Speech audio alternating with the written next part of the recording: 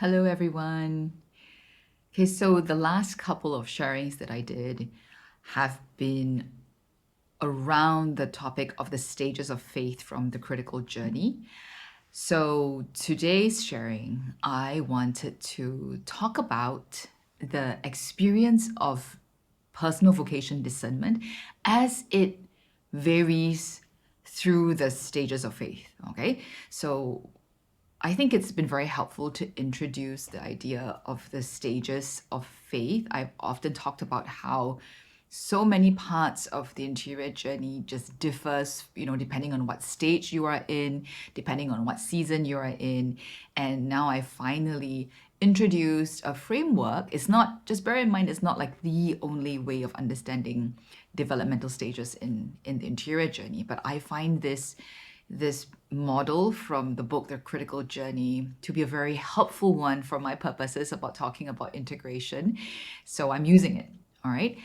And another thing that I always talk about is discerning personal vocation, right? And I've talked about different dimensions of it, the general experience of what it's like to try and ask the question, who am I and what is the unique work of love that I'm created to bring into the world, and how it's it takes really long, right? And I've also shared some snippets of the interior experiences of of discerning personal vocation. But what I haven't done, which I'm going to attempt to do today, just informally, in as we chat, I'm going to try and talk about the experience of discerning personal vocation at the various stages of faith development, okay, in the stages of faith as per the book, The Critical Journey, how it describes. So, okay, for those of you who are watching this as a video, I've called up now the diagram of the 6 stages of faith. All right, so just as a refresher, this is from the book, The Critical Journey.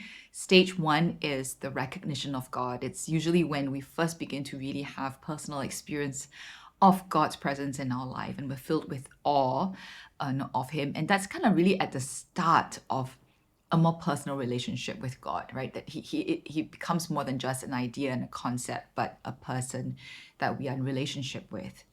Okay, and then stage 2, the authors of The Critical Journey call it the life of discipleship. Really, it's kind of like the initiation into the life of discipleship, where a person usually at this stage is being apprenticed about the ways of the faith. So let's say if you're a Christian, you're a Catholic, you learn a lot about what it means, what the church teaches, right, about what it means to be Catholic. And it's a lot more focused on structure and community and being part of that community and learning what it is that this faith community is meant to do, for example.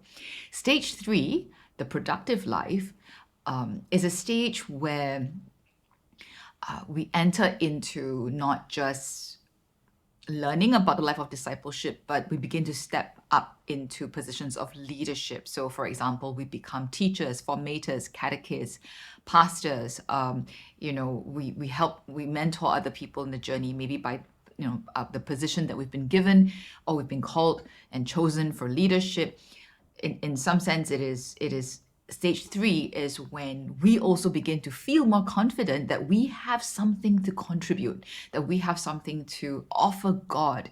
Stage 3 is often defined by great productivity, a lot of doing, a lot of exploration, experimentation about what is it that we can best offer God.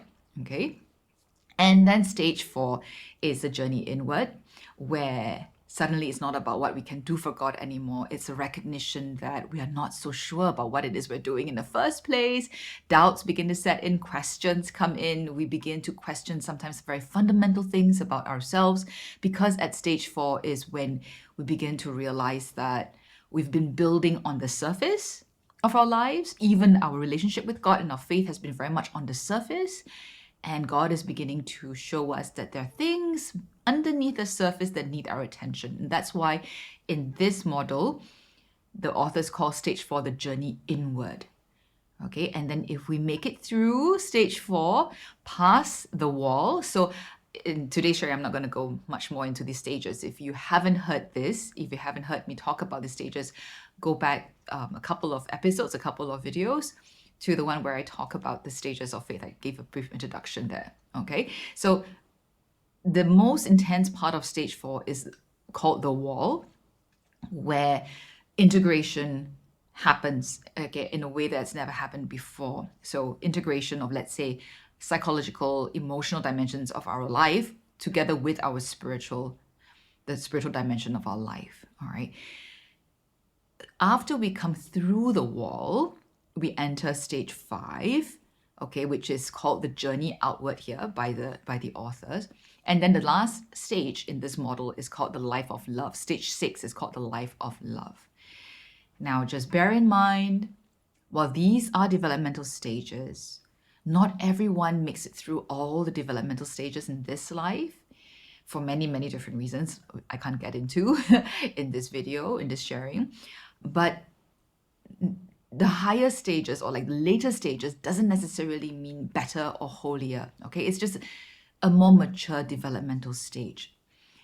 I just want to emphasize that because that's important to bear in mind. The interior journey, if we can grasp it, not just intellectually, but really mystically, spiritually, which we only can do as we enter greater integration, is not something that we can push through. It's not something that we can do with our own strength. All right. So, and that's why having some idea of that there are developmental stages can be helpful, because depending on where we are, like depending on where you are as you listen to me explain this, your interpretation, understanding of what I'm talking about is also going to be affected by the stage that you're in. It just is that way, okay? And as you continue to integrate and mature, maybe at a different point in your journey, you might think back to what you've heard me say, or you might rewatch or re-listen to something that I've talked about, and then you're going to get it at a different level. You're gonna get something else out of it. All right. So these are the 6 stages, and what I'm going to be talking a bit about is, not comprehensively, because these conversations can never be comprehensive because they're so big, the topics are so big, right? But a little bit about what it's like when we discern our personal vocation as we move through these stages. I just want to be able to talk a bit about them so that you can maybe recognize yourself, like where you are, or maybe you recognize where you've been.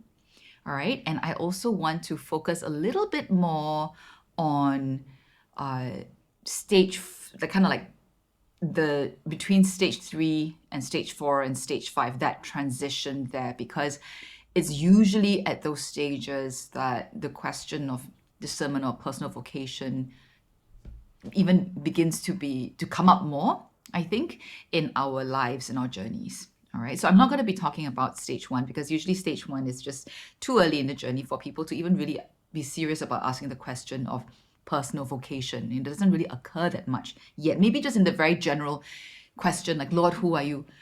Who are you calling me to be? Where are you asking me, to go? What are you asking of me? All right.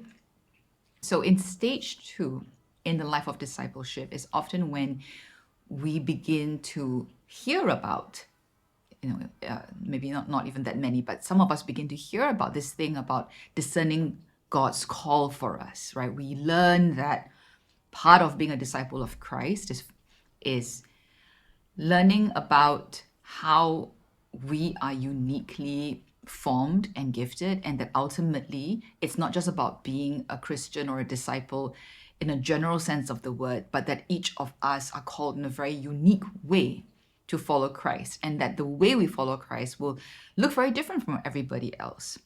All right. At stage 2, if we're lucky, we begin to hear about these things. I say if we're lucky because in my experience, at least in my faith tradition, most Catholics don't even hear about that when they're learning about the faith. It's just kind of like more about what the faith teaches, about worship, about liturgy, about scripture, but not so much about personal vocation, which is actually a very key part about the incarnation of our faith, of living our faith out. So it's not just intellectual.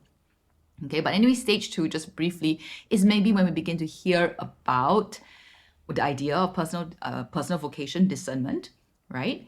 And but we probably not very actively engaged in discerning that yet. Although I think because of the times that we are in, generally, more people are interested in understanding, what's unique about them. They want to learn about their strengths. They want to learn about their gifts. So maybe from that context, people already begin to ask that question. Okay. But often it is when people move into stage 3 of this interior journey, okay, in the faith development journey, on the faith journey, that they become a lot more intentional and take effort in discerning their personal vocation, because now they have the sense that not only am I called, I'm growing in confidence that I am gifted, but I want to know, how am I exactly gifted? Like, what makes me unique? Or maybe I would have a sense, right? People in stage 3 often have a sense of what sets them apart from others, what they're good at, maybe what they're not so good at. So very often in stage 3 is when people do charism discernment. Maybe they want to discern their personality, the strengths finders, and all those things, to better equip themselves and to better direct themselves in the service of God, because stage 3 is the productive life. It's very much about working for God, right? So the thing about being in stage 3, when I think back to the time when I was in stage 3, I was very, very interested and very keen on testing out my charism. So I went through a charism discernment program called And Gifted. I even went to learn to teach this and to do gifts interviews for people in charism discernment. That is very much part of being a stage 3 person in the journey, right? And because I was so involved in service and ministry, it was exciting. I had many opportunities to experiment and try out and see, for example, I'm discerning a particular charism. Is it a charism or is it just a natural talent? Which is not that it's worse or anything, it's just different dimensions of giftedness, right? Different kinds of giftedness. But one thing that I find characterizes people in stage 3, when I look back at my own journey and also other people that I've accompanied who are in stage 3, it is very much marked by impatience, because stage 3 is so much about what I want to do for God, what I believe, in a sense, what I believe God wants me to do for Him, but very much is actually what I want to do for God. And so I want to be able to serve Him well, and I'm impatient to find out where my giftedness lies, and because I want to use those gifts for God, right? That is very much a stage 3 thing. And people at stage 3 do not yet realize that there is so much more to knowing our personal vocation, even being able to actually recognize our personal vocation and then to step into living it out. There's so much more than knowing how we're gifted and where our strengths are and what we can do for God. Okay, so that's what begins to happen when we enter into stage 4. So in the developmental journey, at stage 3, we're kind of like at the peak in terms of experiences of faith, and we feel like we're very fruitful. We are actually in stage 3 actually quite fruitful in the sense of being very productive in the kingdom, in doing things for God and working for God. And we often see our fruitfulness, but we cannot see the shadow side when we're in stage 3. And we have no idea that beyond being a stage 3 person, for example, that there is a different kind of spiritual fruitfulness that is a lot deeper and a lot more abundant than what we could ever accomplish at stage 3. But we don't know that, right? But when we move into stage 4 is when our confidence, in a sense you could say, gets shaken, because our eyes begin to be opened to something below the surface of our lives. Instead of just seeing all the amazing things that we can do for God and wanting to grow our strengths and our gifts to serve God, as people enter into stage 4, we begin to recognize where our foundations are weak, where our human foundations are actually very weak indeed.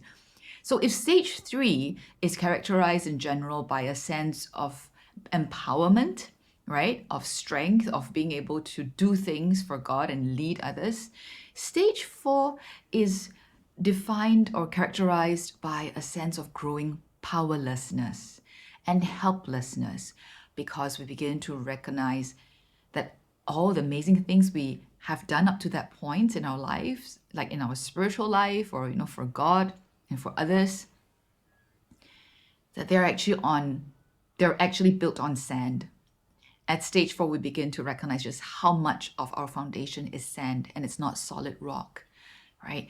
And the whole work of stage 4 that God brings us through is towards the work of integration, of revelation, of recognizing our weakness, our powerlessness, our woundedness, and then becoming willing to let God enter into that space and heal us and integrate us.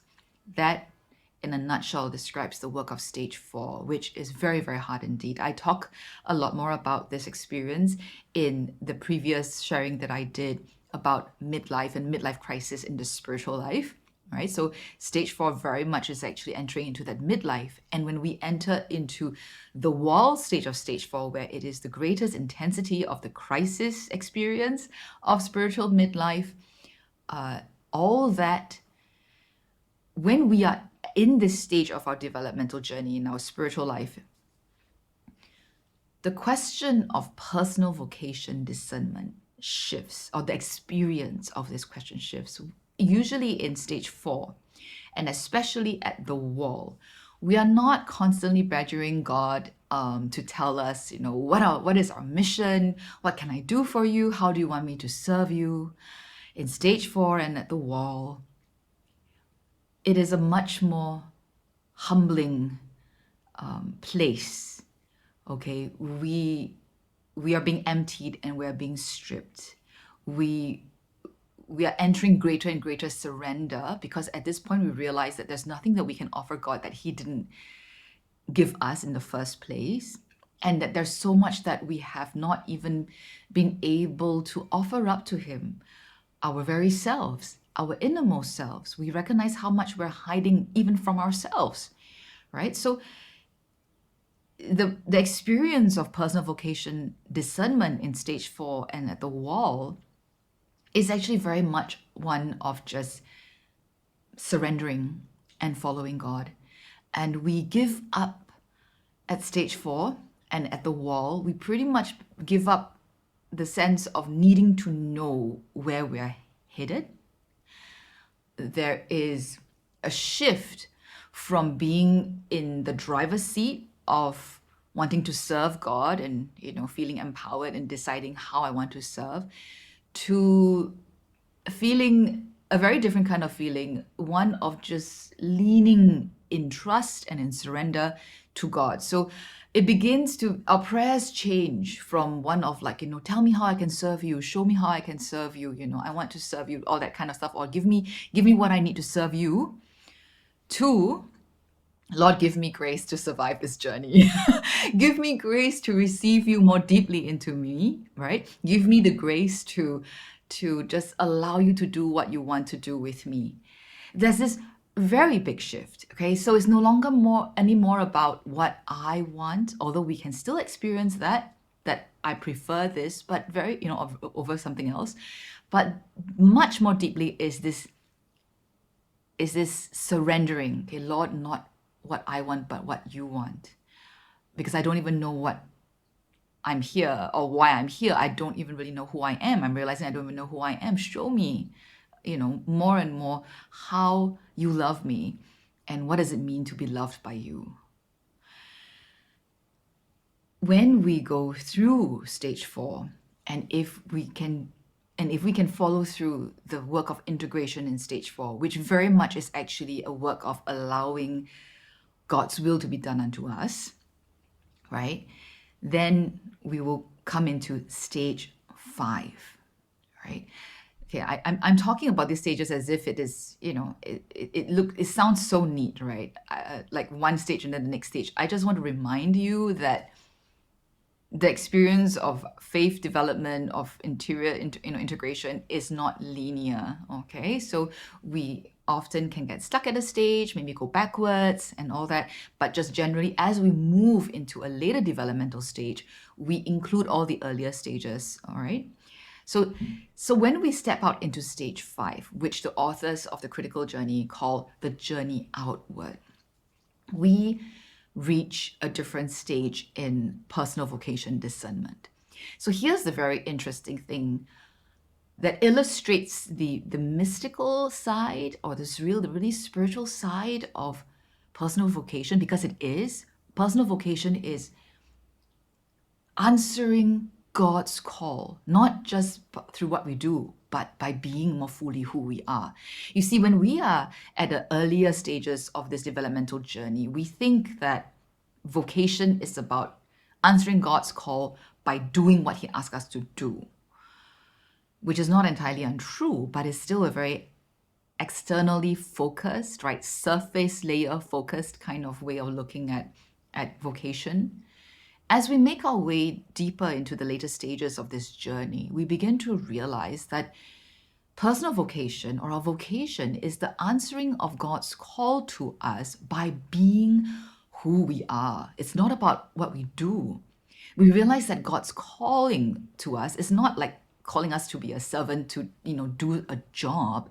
He's calling us into being. He's calling us into life. His call is a call of love that is making us alive.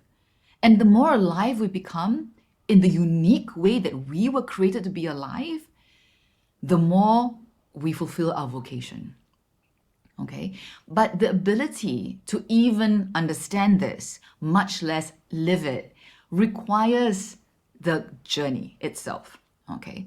And it requires, in particular, I think, making it through stage 4 and the wall. If and when we emerge in stage 5, usually the experience, at least the experience that I have right now, I feel like I may be, at the very early stages of stage 5. I still have some stage 4 in me, remnants kind of thing going on, but I feel like I'm tasting stage 5 a little bit more now.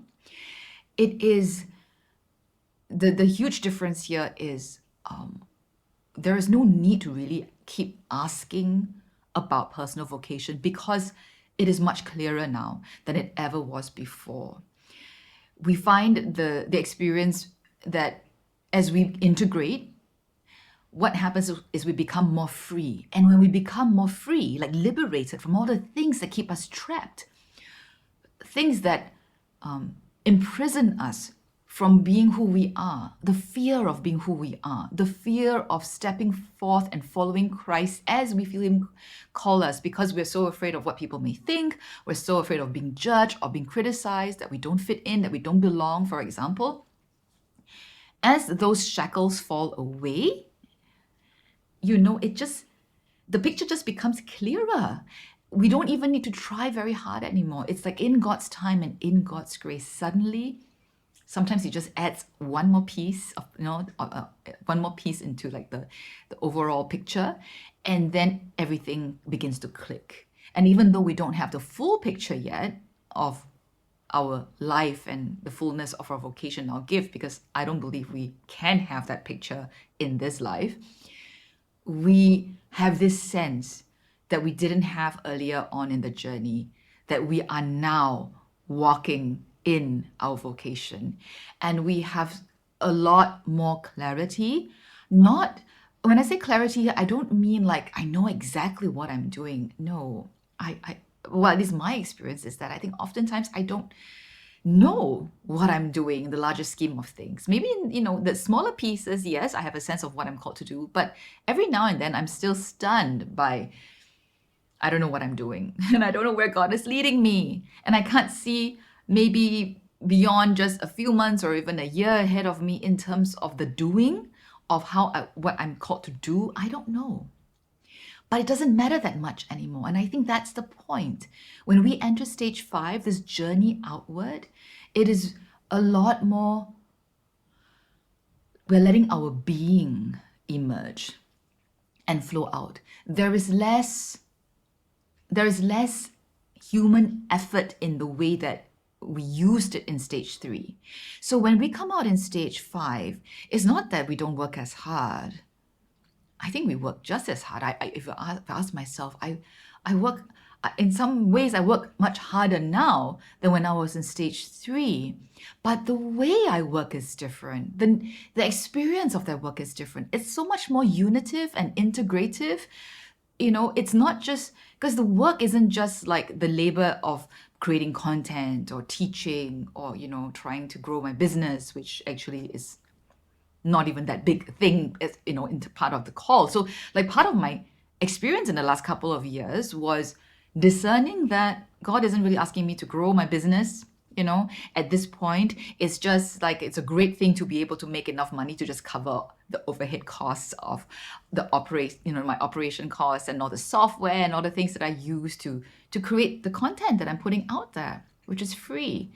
So you see, it's even what I thought God was calling me to do, like when He asked me to start a business, I kind of thought, okay, so then if He's asking me to start a business, I should get good at that, right? Which means that if I'm running a business, it should be profitable and I should be increasing like my revenue year after year. At least, I thought that's the aim of having a business, right? I still think, in a general sense, yes, it's true. But the particular context of each person's vocation is exactly what makes it unique.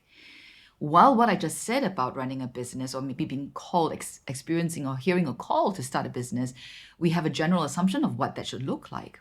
But in the particularity of my life story, my life circumstance that God has given me and called me into, including my marriage, to a husband who provides for me, has shown me painfully that a big part of me wanting to grow my business is still coming from my desire to prove that I'm good, that I'm capable, because in so many ways, the path that I've taken has had nothing to show in terms of worldly success.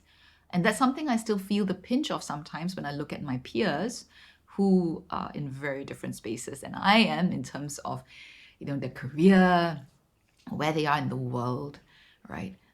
I am here where I am because of the conscious choices that I make. I do not regret them. But you see, there is still inside of me that fear of not being able to show that I can actually do it, that I want to prove myself, right? I'm sharing this as the interior experience of someone who has been discerning personal vocation and following and trying to say yes, right? And then even as I come out of stage 4 with a much deeper understanding of myself and my wounds, I still feel the pull of those wounds, but I recognize that these things, like over time, these are the things that God is calling me to surrender to Him.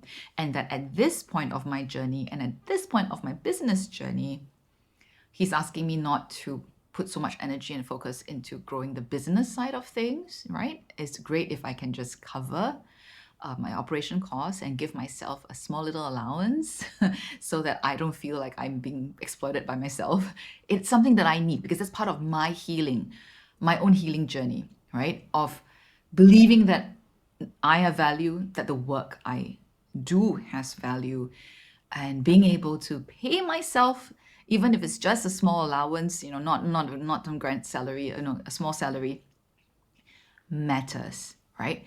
But it's like God is telling me that's just enough on that front, and the rest, and just enjoy creating and putting it out there because I created you to, to communicate and to share, right? So at this point, coming out of stage 4 and into stage 5, which is kind of defined, I guess, my last few years, it's about, not saying it's about, but the experience is very much letting go of what may seem like the most relevant or making sense. So this is where the mystical spiritual dimension comes in. We must remember when we talk about personal vocation, it's always beyond just the natural. We live in the world. We operate within the world. So there are many things that we need. How should I say? We're not completely apart from the world, but at the same time, our lives, our relationship with God, and our vocations transcend the world and how it operates. Okay, it's a very mysterious way. I don't even know if I can describe it properly, but because of this mystical dimension, in a sense, it actually makes sense that as we step into our personal vocation, we will be making choices that don't make logical sense in the worldly way of understanding sense. Okay, it's not going to make logical sense to maybe our parents, our family members, our spouses, our friends, unless they are making the same journey as we are, and unless they are also kind of close to where we are. It's not going to make sense to them. And that's why the authors of the critical journey say that people who are in stage 5 often seem rather irrelevant to the rest of the world, or to people in stage 3 and stage 2. All right. They can actually be very fruitful, and depending on where they are, sometimes the work they do can seem very relevant, but at the same time, their life sometimes can seem like it's being run on very different principles. Okay. And at stage 5 also, I think a lot of people, and the authors say this as well, the authors of the critical journey, people at stage 5 often also lose interest in what matters a lot to people in the earlier stages, or what used to matter to them in the earlier stages. All right, so they are not driven anymore as they used to be in stage 3. They're okay with being slower. The interior experiences of being slower, being more intentional, of pondering, of going at God's pace, of leaning into grace, right? They feel things often a lot more intensely than they used to in stage 3, because at stage 5, they've learned how to make space to be present. And they've learned how to suffer more than they had at stage 3. Okay, we suffer at no matter what stage we are in the journey, but as we move into, I think, more mature stages of the journey, we learn how to suffer a little better. All right, so that's kind of like stage 5, and I can say a little bit about it based on just a little bit that I've experienced. My best guess for myself is that I think I've now stuck my toe into stage 5. I've dipped my toe into stage 5, the shallow, very shallow end of stage 5. So I don't know how else it will develop. God willing, as I experience more, I will be able to share more my reflections and my what I've gleaned about the personal vocation discernment process and the different stages of faith. But even though I haven't experienced it myself, I think this is, the authors of the spiritual journey do describe also that those people, and very few people do in this life, make it to the stage 6 part of the faith development journey, or the interior journey. At stage 6, it is really just, it's called the life of love by the authors, but you just think it's just an outpouring. I think stage 6, the way I imagine it, okay, so I'm not talking, stage 6, I am not describing this from personal experience at all. I'm very far from there.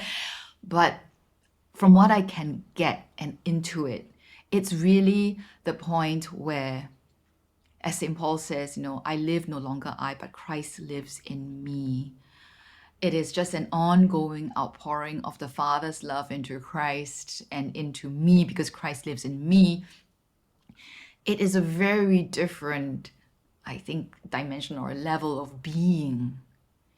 And I can only imagine. I think that part of the trickiness, not trick, part of the challenge of a faith like the one I'm in, of the Catholic faith, where we often look at the saints whom we think are role models of, the interior journey, role models of sanctity.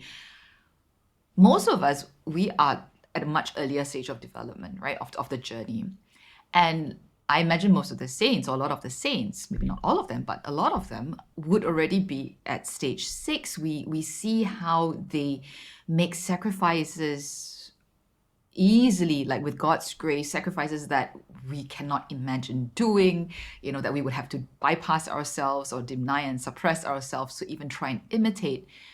So, because we cannot understand what it's like to be at stage 6, when we, especially at the earlier stages of stage 2 and stage 3, when we look at the models of the saints, we inadvertently get a very distorted interpretation of what it's like to give our lives for God.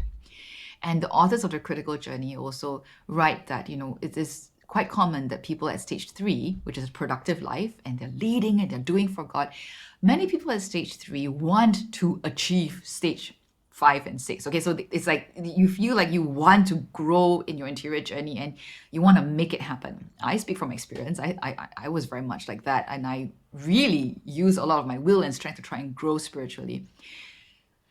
That's what it's like when you are in stage 3. And you have to go through stage 4 in the wall to realize that's not the way it happens at all, right?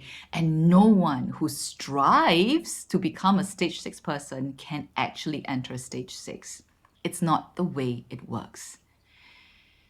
So that's why the whole experience of even discerning personal vocation just keeps shifting depending on where we are on the journey.